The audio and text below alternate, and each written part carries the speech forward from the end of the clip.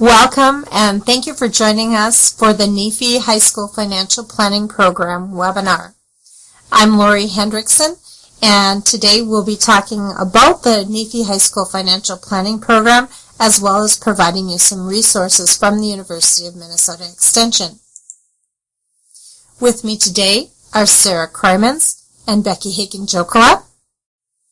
And today our objectives include providing you an introductory presentation and looking at the following objectives: summarizing how NEFE serves consumers and financial educators, outlining the learning outcomes of the high school financial planning program, previewing the program materials, and creating an awareness of additional financial literacy resources and strategies to assist students as they plan for post-secondary educational costs. At this time, I'll turn the program over to Sarah Kroimans and she'll continue. NEFE, or the National Endowment for Financial Education, is a nonprofit, non-commercial foundation dedicated to empowering individuals for financial decision-making through all stages of their lives. In the 1980s, the foundation evolved from the College of Financial Planning to meet the need of providing reliable, impartial financial information to consumers, particularly those who are underserved. The High School Financial Planning Program is the flagship program of NEFE and also provides many additional free resources. During this webinar, we will introduce several resources available for teens. So you may be wondering, what is Extension's role? Well, nationally, the National Endowment for Financial Education partners with many organizations, and the Cooperative Extension Service and the Credit Union National Association are some of those national partners. So here in Minnesota, the University of Minnesota Extension and the Minnesota Credit Union Network are state representatives or partners within that program. So as indicated, NEFE partners with many financial educators and practitioners to teach consumers with credible non-commercial personal finance resources and strategies. NEFE has developed partnerships and alliances with many organizations, such as the National Institute for Food and Agriculture, which is the new name for the USDA Cooperative Extension Program, credit unions, the Jumpstart Coalition, Catholic Charities, American Red Cross, and the National Military Family Association. Additional partnership activities can be found on the NEFE website at www.nefe.org under the Who We Help/Partners tab. In addition, NEFE provides grants for research about the field of personal finance. Examples of research include the University of Wisconsin study about teacher preparedness and the current long-term study of student financial behaviors at the University of Arizona. Summaries of all NEFE-sponsored research can be found, again, at NEFE's website at www.nefe.org under the Research tab. NEFE provides an ever-growing collection of financial literacy resources, including the High School Financial Planning Program, financial workshop kits for adult workshops, and consumer resources at their www.smartaboutmoney.org website.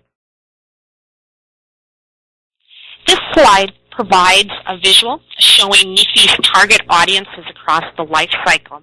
You can see down at the bottom on that first step is for middle school students, all the way up to the top for those considering or in retirement. Listed on each stair step are the corresponding programs or resources for each target audience. All of these resources can be accessed from NEFE's website, nefe.org. So what every teen should know.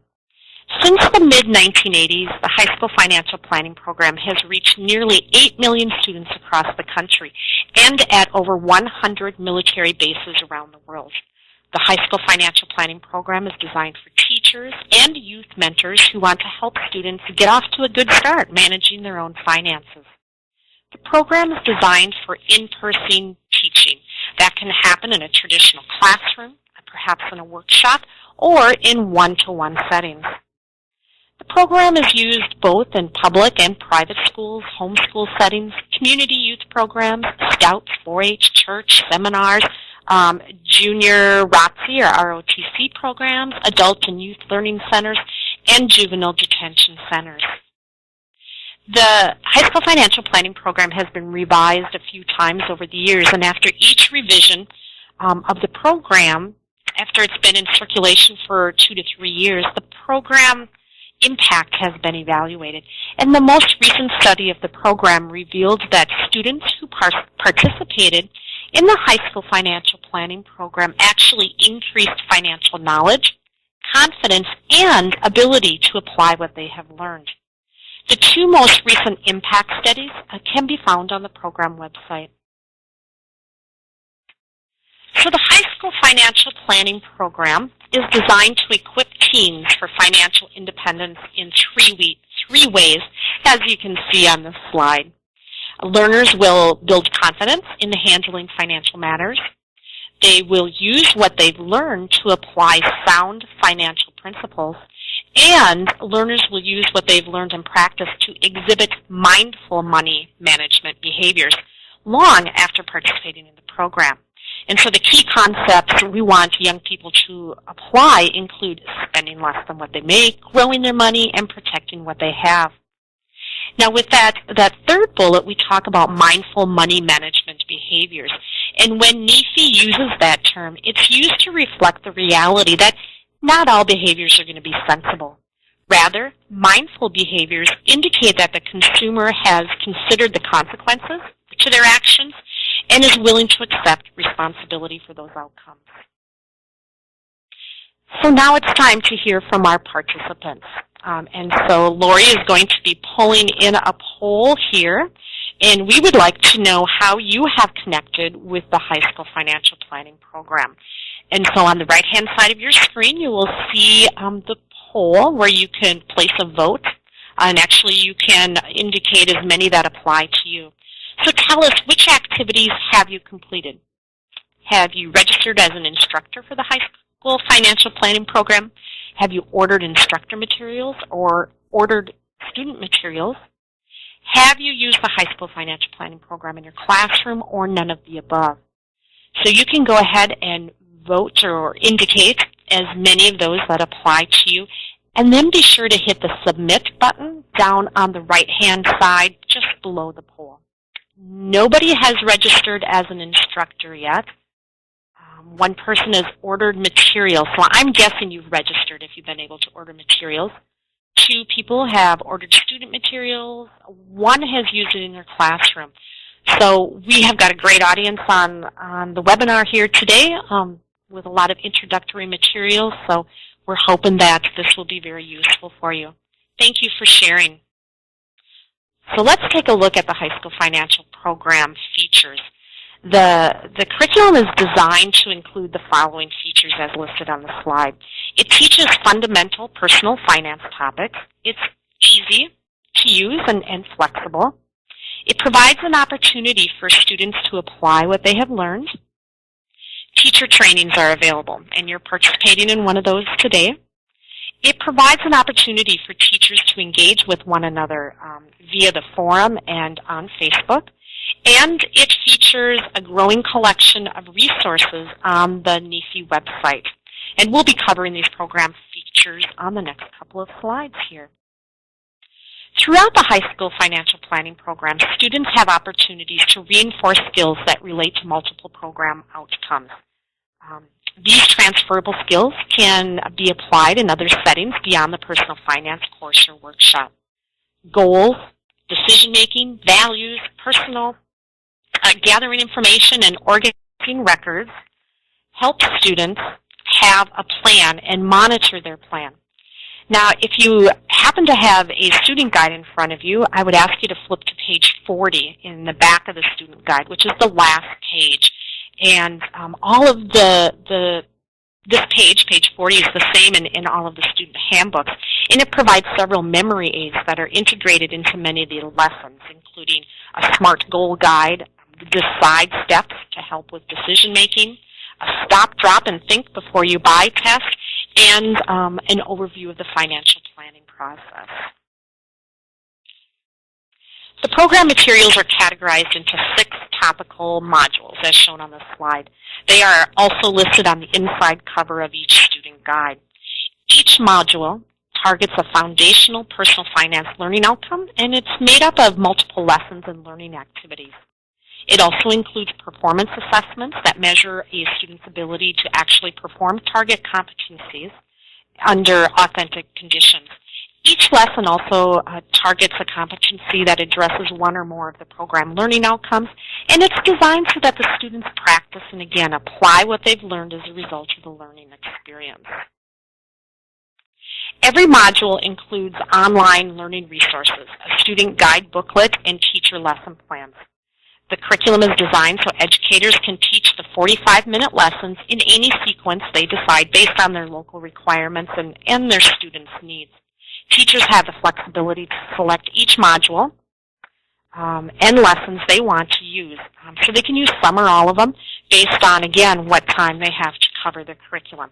Teachers also have the flexibility to extend learning beyond the high school financial planning program materials. For example, a teacher might want to or choose to use the IRS.gov's Understanding Taxes program as an add-on to the Earning Power module. Each module has a separate student guide, and so I believe there are 6 of them.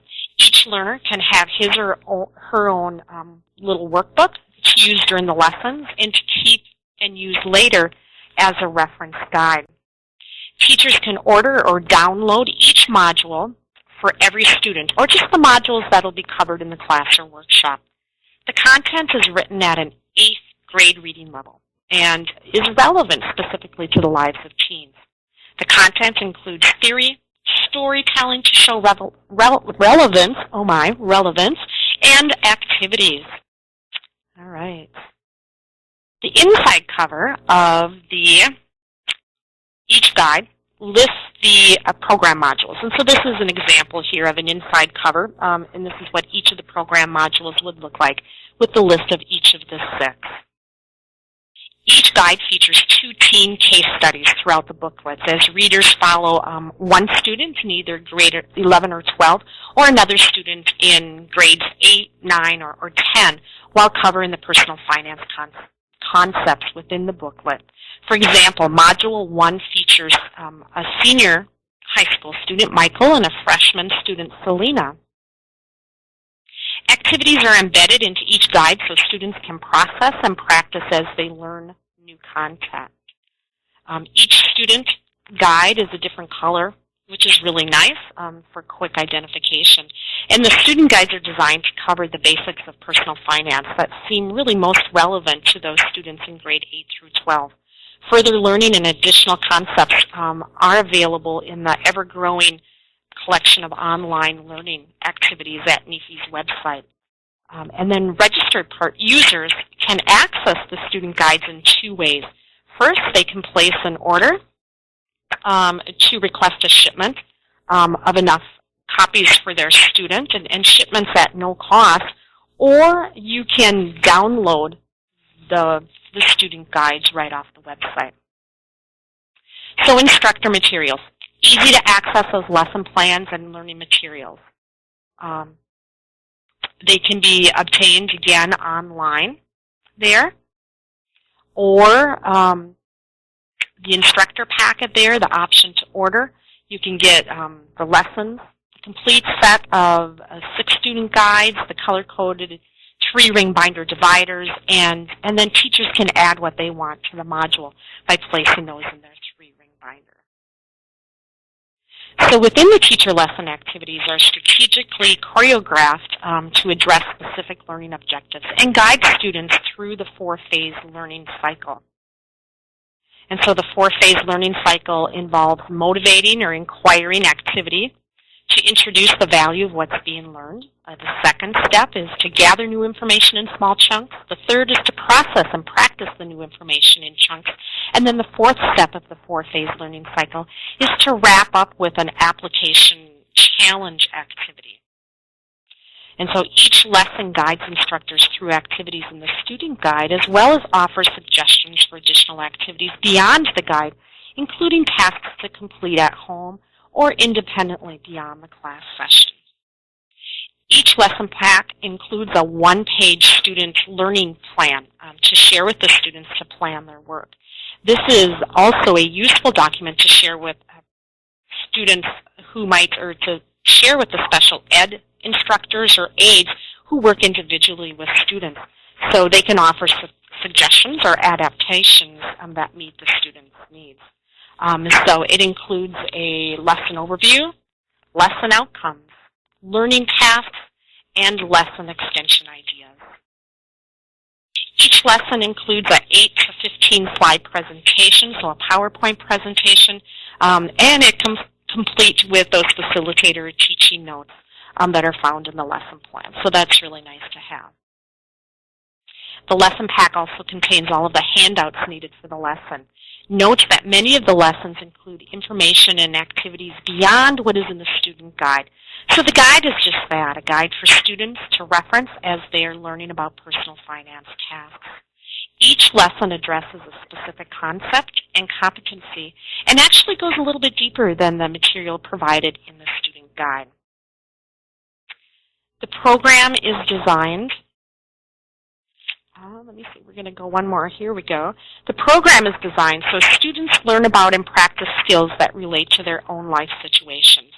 An authentic assessment, otherwise known as that challenge strategy, is built into each lesson. The learners show that they know, and they show what they've learned and what they can do as a result of the learning experience.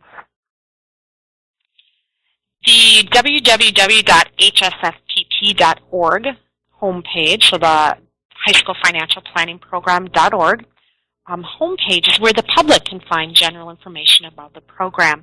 And there's a portal there for teacher and student web pages.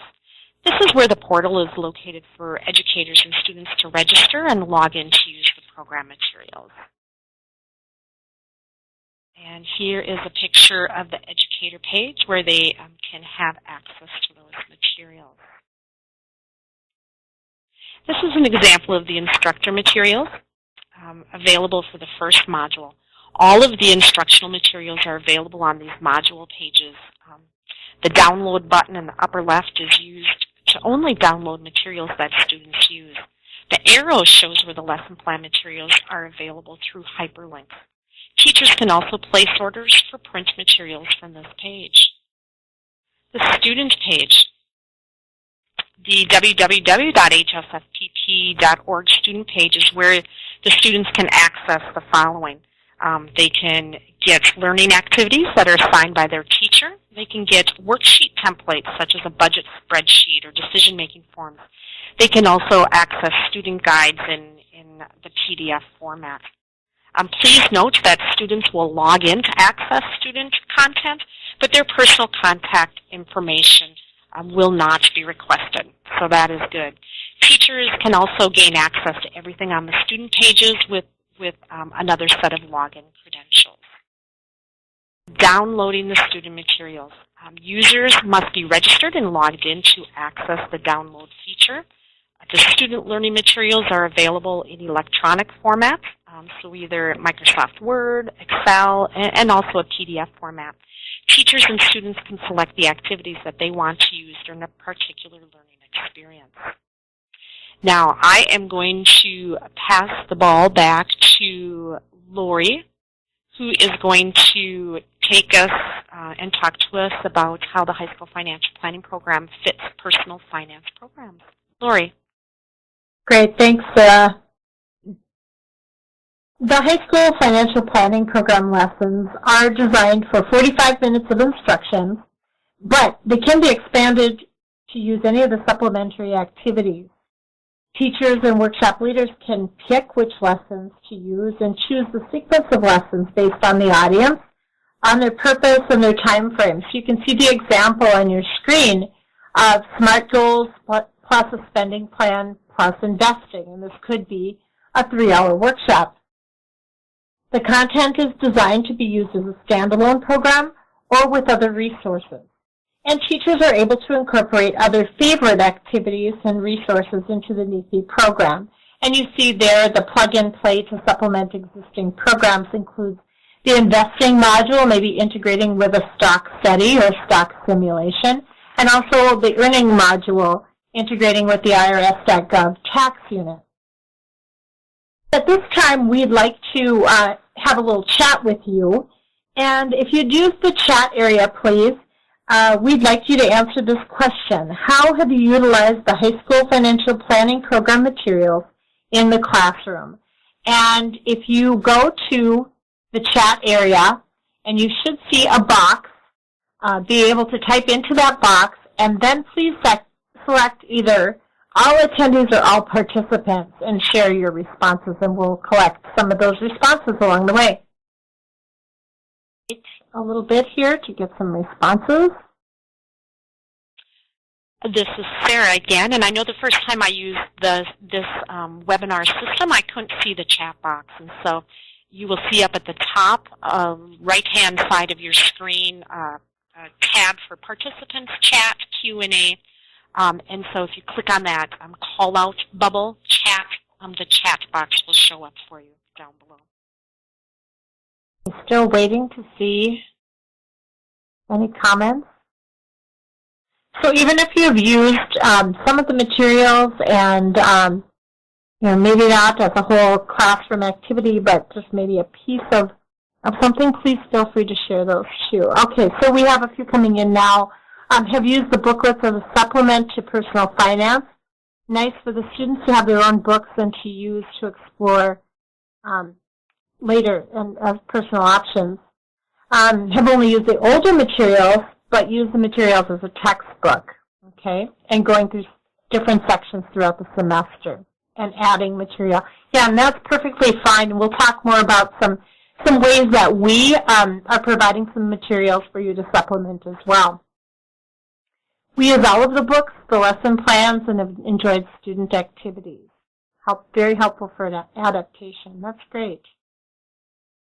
Okay, we'll just wait a minute longer here and see if anyone else has anything to share.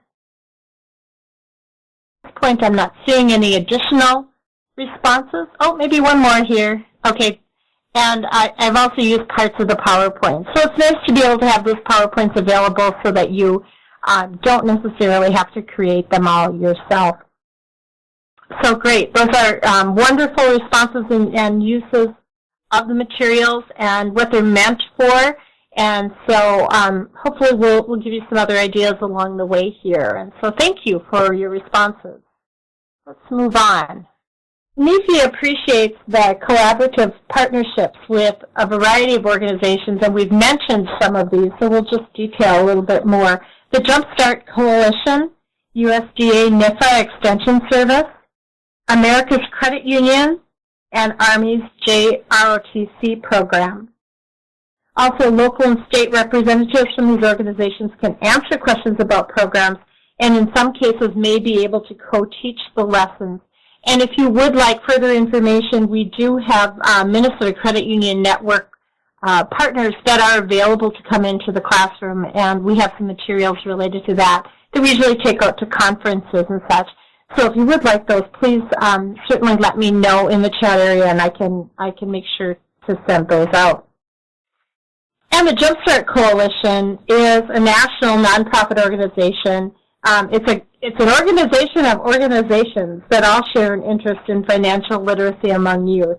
NEFE is one of over 100 coalition partners, and using the Jumpstart Clearinghouse is a great thing to do to search specifically for personal finance resources. For example, you might find a video about stock market to use in a middle grade class. And so you can go in and search whatever terms you happen to be looking for and find some great resources. Also, Reality Check is a fun simulator to use with students when discussing budgeting or living expenses. State Extension Services offer a variety of personal finance resources, including publications and, of course, state-specific resources. Here you see an example from Ohio State University. It's their Real Money, Real World website. And again, we'll be showing you some University of Minnesota Extension resources along the way. Extension Service offers a helpful personal finance resource through Ask a Question feature on eextension.org. And at this site, if you go to this web page, it also will identify your particular state extension service. So being that you are in Minnesota, you will find that as the resources come up, there will be a University of Minnesota identifier on the page as well. We as the University of Minnesota Extension have resources to assist you in your role in working with students. Here you see an example of our Youth and Money website, just one of the pages among many on that website. NEFE has contributed to a new government resource that provides personal finance tasks for specific Common Core standards. And at www.moneyasyoulearn.gov, you can select math or English language standards to find ideas for integrating personal finance into existing lessons. And the tasks are organized by standard and grade level. And each semester you can return to this site and find new tasks that will be added to expand the collection. NEFE provides additional resources that are relevant to youth, including the Cash Course website and 40 money management tips for college students. The Cash Course website provides helpful worksheets and strategies for basic money management strategies, including budgeting, banking, savings, dealing with credit, and preventing identity fraud. Students can also explore tips to financially prepare for college, and the site includes scholarship and FAFSA information. Now, Cash Course is typically thought of as a college site, and colleges are encouraged to host the site. However, students can register individually if their chosen college does not participate. And the topics included on Cash Course include financial basics, paying for college life, the world of work, and economic survival tips.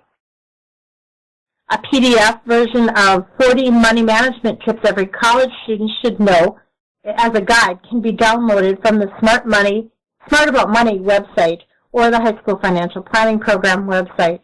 And these links can be found on the high school program website.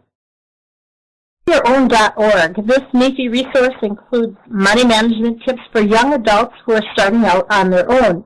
And the site also features blogs contributed by young people who are willing to share their personal stories and lessons learned as they transition into adulthood.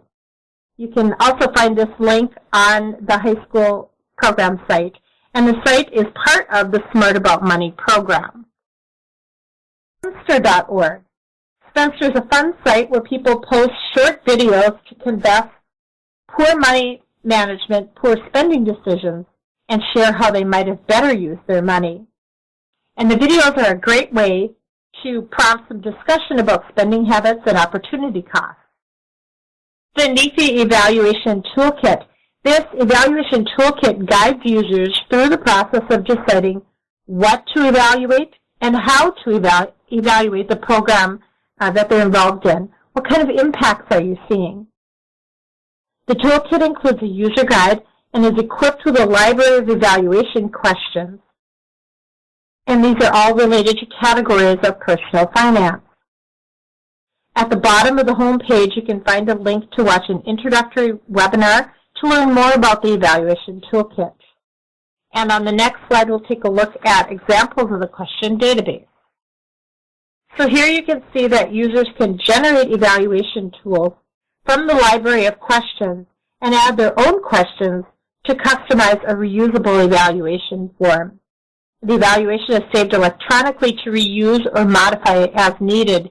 And so if you're needing to provide data on why your program is important, perhaps to an administrator, or to show justification for maybe including another section of a class, this is a great way to be able to provide some data. Teachers can get started now to use the program material. Again, just register at HSFPP.org if you haven't already done that, and place an order for student materials or select the teacher lesson to use in class, and you can download those materials as well. you're wondering about supplementing some of the modules, and we did talk a little bit about that in the chat earlier, one of the things that we would like to share is an example of materials that we've developed that we think would be a nice fit to supplement Module 3, Earning Power More Than a Paycheck.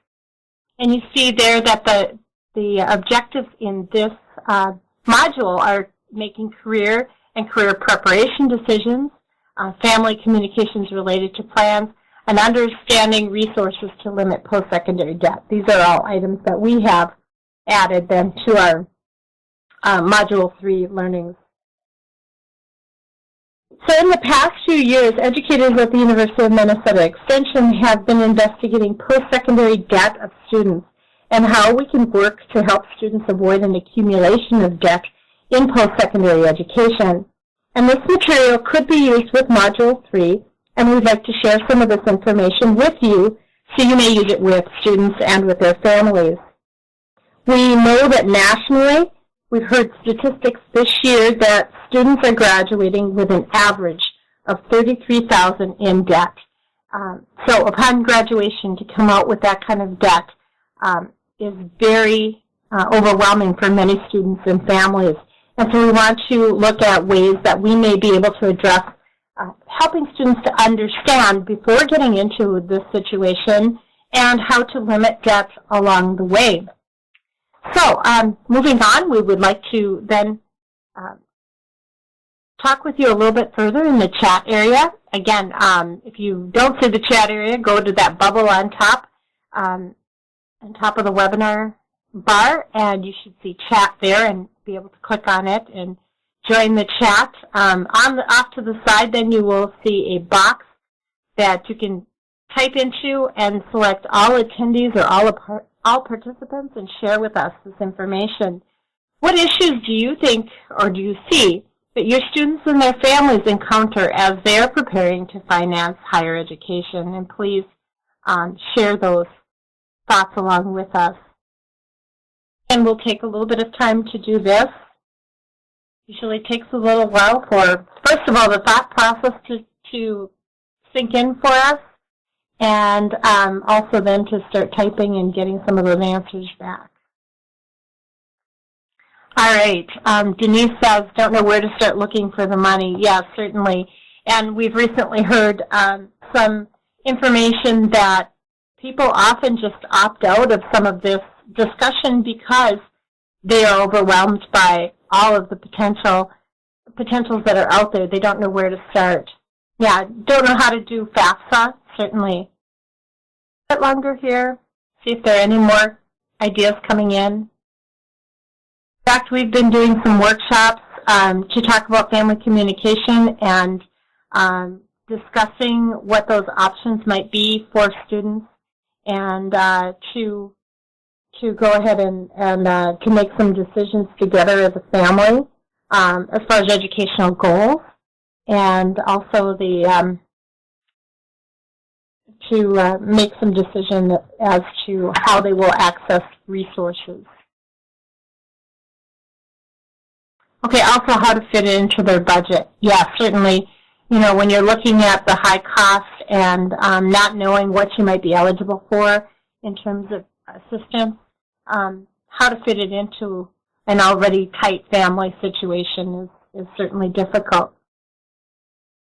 Okay, great. Thank you for your comments there, and we will move on to the next slide.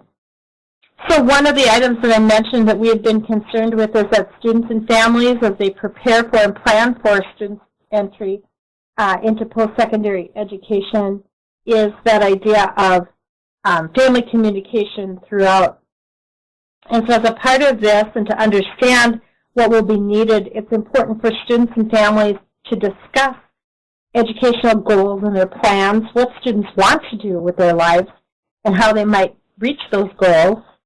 Also, the resources that might be available, whether the family has resources available or what they need to be looking for additional resources, and what is needed to achieve those goals.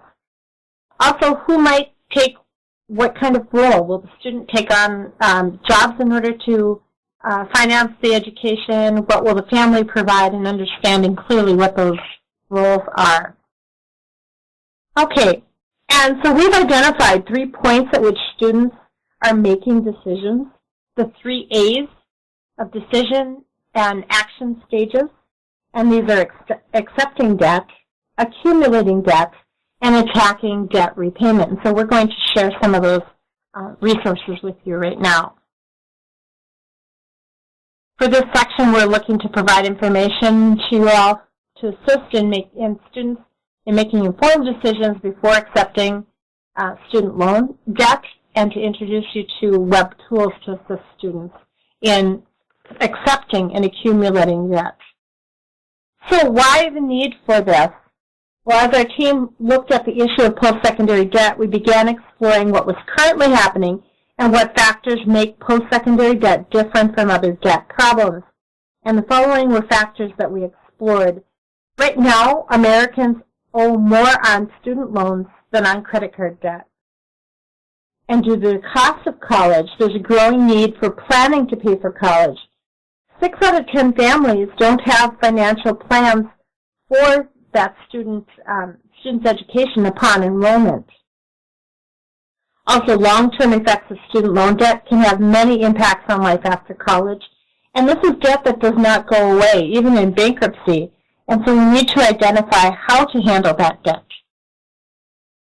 So here's a graphic from Sallie Mae National Study of College Students and Parents. This was 2013, and in reviewing how families are paying for college, we found that grants and scholarships account for the largest percentage of funds, followed by parent income and savings, student borrowing, student income and savings, parent borrowing, and lastly, contributions of relatives and friends.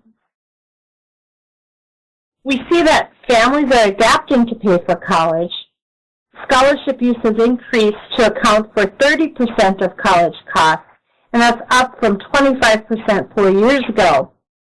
Parent income and savings accounted for 27% in the 2013 study, but that was reduced considerably from the 2010 study, when parent income and savings accounted for 37% of funding.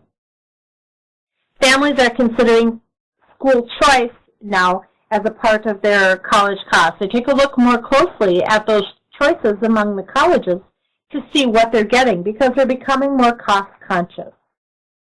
However, there is an increased belief in the value of college. 85% of parents agreed that it is an investment in a child's future, and that's up from 81% in 2009. Our team conducted a literature review to see what problems remained once students graduated and were dealing with repayment of post-secondary debt. And in the next few slides, we'll share some of those major themes that we identified. Delayed life plans is the first of those themes, and post-secondary debt has impact on what we would generally consider life stage tasks of young adults, including delayed entry into marriage, beginning a family, and purchasing a home. Stress and impact on the relationship is another theme, and the author indicated here indicates that in the long term, adverse financial circumstances may affect psychological well-being, interpersonal and family relationships, and potentially the student's ability to successfully transition into adulthood. Lost hopes and dreams is another one of the themes. Higher outstanding debt can induce students to choose more lucrative occupations in the short term. And this author cited here goes on to say that this may lead to slower earning growth for individuals, and as a result can have an economic impact with individuals not saving for future expenditures and ultimately postponing retirement savings. But the losses are more than economic. In another study, Rothstein and Rouse concluded that when students were provided grants rather than loans and were relieved of the accumulation of debt, they shifted toward jobs in public service industries, indicating that they may have preferences for certain types of jobs, but have chosen others to deal with the accumulated debt. But what is the cost in terms of talent, contribution, and passion for careers that they may have abandoned? While parent borrowing to pay for college has remained fairly consistent over the past 5 years, the share of college costs covered by student borrowing has increased last year from previous years. And when individuals are paying down debt, the effects are not only personal, but they can ripple across the economy and may contribute to the inability to save for their future financial security and that of the next generation. So then, how can we help students? Well, as staff working with students, it's important to understand what students already know, what they need to know, and where we can fill those knowledge gaps in order to help them make appropriate decisions for their situation and to become critical consumers in the loan process. So then at this time, I will pass to Becky, and she will take us through the remainder of this material. Thank you, Lori. In looking at the whole area of student loan debt, we'll take a look at the first of the 3 A's in the decision-making and action stages for students, and that is to further understand the loans before accepting them. With the passage of the Student Aid and Fiscal Responsibility Act of 2010, all federal loans are now offered through the U.S. Department of Education and not through private institutions. The Minnesota Attorney General Office website offers information about the various types of loans as well as many student-focused publications, and this is an excellent resource of information. Before a student accepts a student loan, they must know the total cost, need to get as much information as possible, and take the time to review their options. This section of the presentation will review the decision-making process and the resources to help students gain the knowledge needed to make informed choices. And if you look at the area that says total cost, it's tuition, room and board, etc. So again, taking the time to explore those specific costs. You'll notice the DECIDE acronym, and it would be then to define your goal, establish criteria for an acceptable outcome, choose 2 to 3 good options, identify the pros and cons of the options, decide the option that best matches the criteria, and to evaluate the results. And here we'll take an example, of course, from a student loan scenario and walk it through the steps to decide.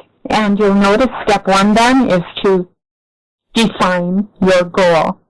And so to even take time to think, should I take out a student loan? And once a student understands then the total cost of their education, to go further to this point, to really think, is it needed? Step 2 would be to establish your criteria. In other words, what is important in this decision? And once one understands, again, the total cost of their education, they will need to then ask themselves that same question. Is it important or not to take out that loan? In step 3, they begin to explore the options, and it's to choose 2 to 3 good options. So as you can see, it might be to take out a loan. It might be that the parents take out a loan to work, study, etc. So it's to brainstorm those options and to choose 2 to 3 of those options. In step 4, one examines the pros and cons for each option. So they would consider and take time again to think and brainstorm what are the pros and cons. And it's also important to, if needed, take time to revisit their options and perhaps add additional they may have not included at the beginning. The next step is to make a choice, and when the student comes to the decision to take out a student loan, they understand the cost and are informed of their options available to them in order to meet their needs. So it would be to take out, in this case, a student loan or not, and again, narrowing down for the choice. In this step, evaluation is key. And to, again, reflect, did this decision meet one's needs? For example, a student may have decided to work during the summer to save money and consider other living options in order to reduce expenses. And this would be, again, taking time to evaluate. So you can see the decision-making process is one that can help people to make a plan and to reach their goals. In this slide, you'll notice a resource, FinAid, and this was established in the fall of 1994 as a public service to help students look for ways to finance their education. It is known as a comprehensive, informative, and objective source of student financial aid information. It offers advice and tools on or off the web. FinAid is free for all users, and there is no charge to link to the site. It is often a first stop on the web for students as they seek guidance on acquiring financial aid. Remember that FAFSA is free, and the website is not a .com, and one should never have to pay. That's the key point. So there is no charge for this resource. Sorry, my slide is moving here. There we go. All right, FinAid serves as a student's guide to financial aid information, and that is for students, in addition to parents and financial aid administrators and educators. And it offers all kinds of information, and as you can see by the bullets, everything from scholarships to savings to military aid to calculators and even beyond financial aid. One real tool would be the calculators in that it can help students with that task of estimating college costs, loan payments, and expected family contributions and more. The Department of Ed's mission is to promote student achievement and preparation for global competitiveness by fostering educational excellence and ensuring equal access. And the U.S. Department of Education then has a financial aid shopping sheet, which is a tool that has been very helpful. And it was actually, Department of Ed was created in 1980 and has offered all kinds of information that may help. All kinds of data on American schools, talked about different educational issues, and also prohibiting discrimination and ensuring equal access to education. So this is a very important and helpful website. Going on to living with student loan debt accumulated while in college, the second of the 3 A's, a very important one as well. And in this section, we will review resources to assist students learning to manage their resources and to limit the debt accumulated. The Consumer Financial Protection Bureau works to ensure that consumers get the information that they need to make financial decisions that they believe are the best for themselves and their families. And as Lori mentioned, that we strove to include communication as a key component, taking that time to gather information and reflect.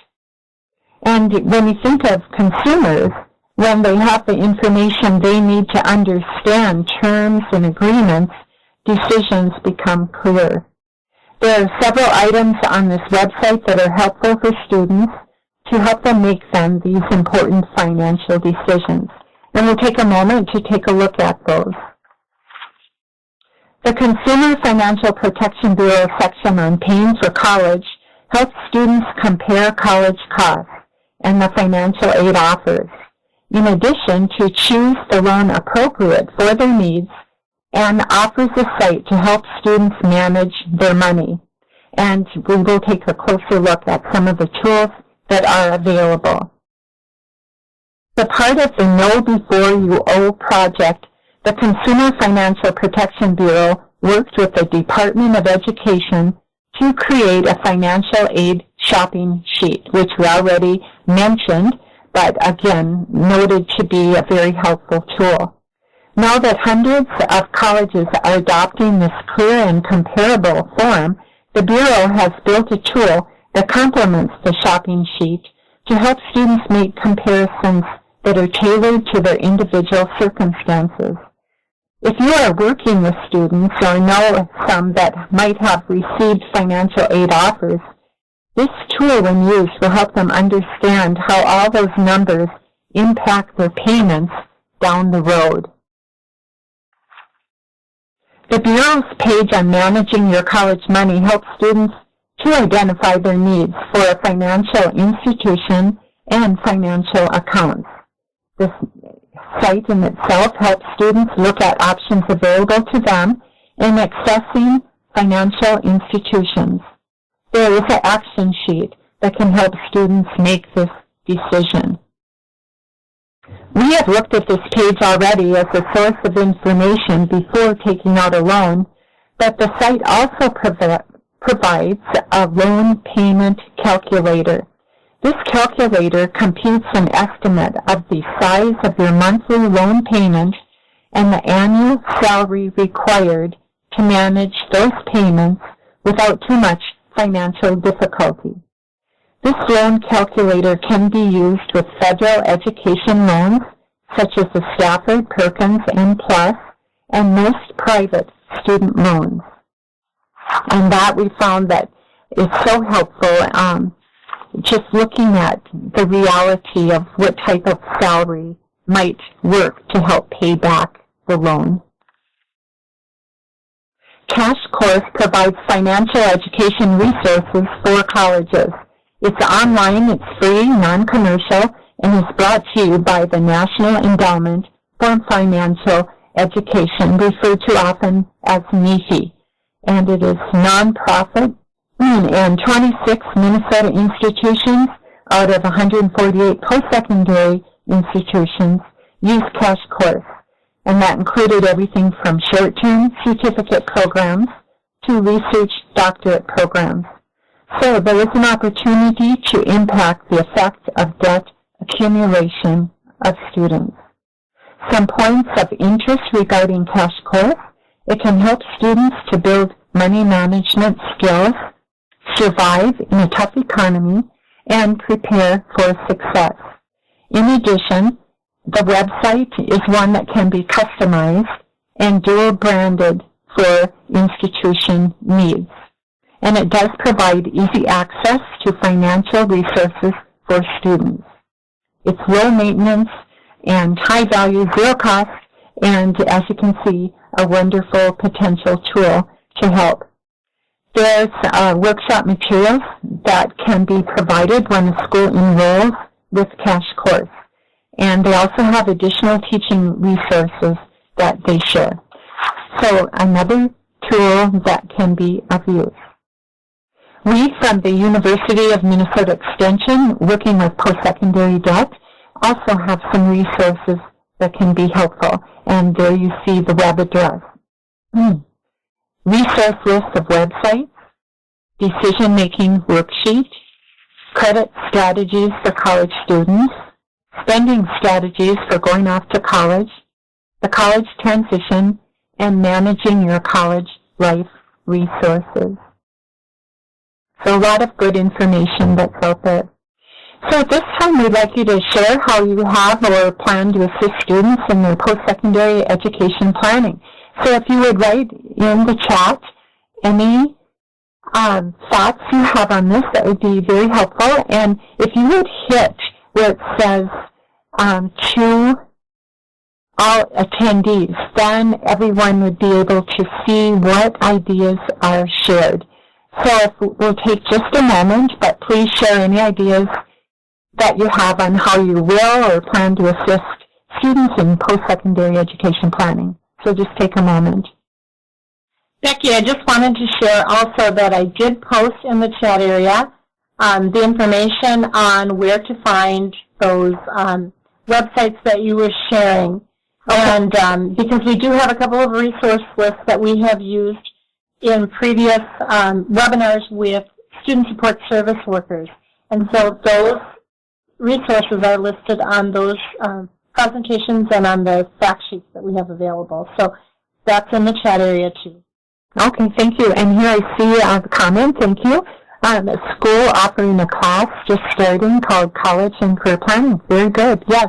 And I'm hearing, and we have some work out there and similar types of things in schools where there's a focus, and that's so exciting to see. Thank you. Any other thoughts? But thank you for sharing that. It's certainly something to think of, and I know many different institutions are looking at this as an important, critical topic. So thank you for sharing. In summary today, we have summarized how NEFE serves consumers and financial educators. We've outlined the learning outcomes for high school financial planning programs. We've previewed the program materials from high school financial planning and also created awareness of additional financial resources in literacy and strategies to assist students in planning for post-secondary expenses. So with that, this is an exciting area. We have a post-secondary debt team. We're working on some exciting potentials here and very important work for all. At this time, are there any questions that you have? Oh, copies of the slides? Yes, I'm sure we can make those available, and we can send out an email afterwards. Thank you. Hi, Becky. Just me again. A couple of items. I did post earlier that we can get those up on the web page when we post the webinar recording. So we'll go ahead and put the presentation slides up there as well. Oh, and the other question, or the other thing I wanted to mention is that we do have the evaluation coming up. You have the link coming up on the slide, but also you will, as attendees, be getting an email, and as a part of that, you should have that evaluation link in there as well. Yes, thank you, Lori. So here's that link that Lori referred to, and we would really like to thank you for joining us today for this webinar, and we just found this whole topic so exciting and important. And please connect with us if you have any further questions or if we can help meet some needs. And here's our contact information, and that'll be included in on the slide information as well. So again, we'd like to thank you so much for joining us, and please let us know if you have any questions or comments.